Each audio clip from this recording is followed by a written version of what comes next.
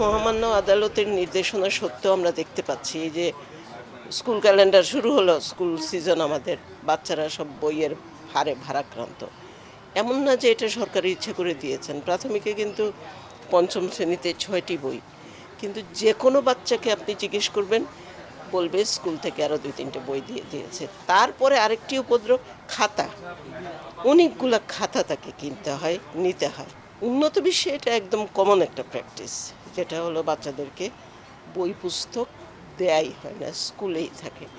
আমরা যেহেতু বিনামূল্যের পাঠ্যপুস্তক দিচ্ছি, স্কুলে সেটা রেখে যেতে অসুবিধা কী? এটা তো শিক্ষার্থীর নিজের অর্থে কেনা কিছু না, সে তো স্কুলেই পাচ্ছে। এটা হচ্ছে একটা বিষয় যে স্কুলেই রেখে যাবে শ্রেণীকক্ষে। দ্বিতীয় হচ্ছে তাকে হোমওয়ার্ক দিয়ে ভারাক্রান্ত না করা। সেটা যদি হোমওয়ার্ক দিতে হয় তাহলে ওইভাবে হালকা করে দেয়া, যাতে তার খাতার বোঝা না বাড়ে। তৃতীয় যেটা করা যেতে পারে সেটা হলো যে শিক্ষা প্রতিষ্ঠানগুলোকে বাধ্য করা, কেন তারা বাড়তি বই দেবে? তাদের যে সুস্থ সবল স্বাভাবিক বিকাশ শিশু হিসেবে, সেটা তো আমরা বই দিয়ে ভারাক্রান্ত করে দিচ্ছি। এই ভারটা কমাতেই হবে।